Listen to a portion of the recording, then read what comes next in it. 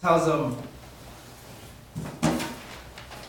learn this story so you could get familiar with them, so you could tell them, so you could get close to them. And he tells them, you don't have to remember everything on this piece of paper, but you do have to remember the little details. It's the details that sell the story. So this story takes place, this fictional story, takes place in a bathroom. And he told them, okay, since you're in the bathroom, you have to remember whether you use paper towels or a blower to dry your hands. You have to remember whether the door had handles or not. You have to remember whether there was liquid soap or that pink granulated powder stuff they used in high school. If there was cold water or not. If it stinks.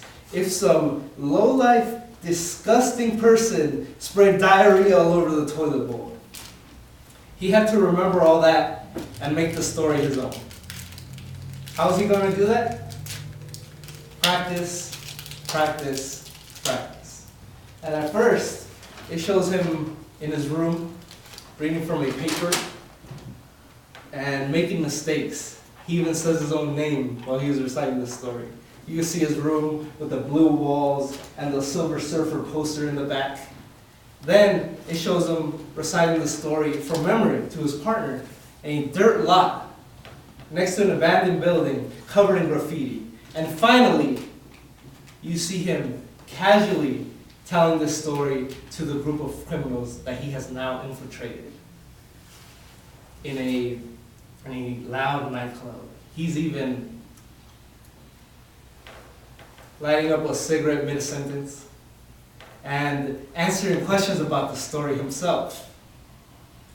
And in the middle of this story, the camera goes around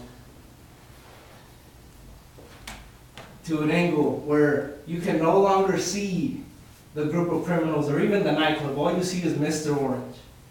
And when it comes back, you're in the bathroom with him. He's telling this story so vividly that you're experiencing it for yourself. And he's holding a blue duffel bag that's full of marijuana inside. And he walks into the restroom and he sees these 4 sheriffs. One of them's holding a canine. And the dog starts barking at him. This gray German Shepherd with a black snout starts barking at him loudly.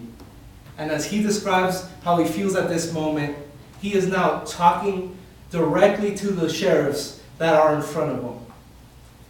And he says, all the nerves in my body, all my senses, blood in my veins, everything I had was screaming, get the hell out of there, just bail. The panic hit me like a bucket of water. Bam! Right in the face. And I'm just standing there, drenched in panic. And the sheriffs are looking at me, and they know, man. They can smell it. Just as that damn dog can, they smell it on me. But luckily for him, these sheriffs were so caught up in their own amusing anecdote that they didn't even care about Mr. Orange. So he goes to the bathroom, he washes his hands, and as he goes to dry his hands in the dryer, pushes the button.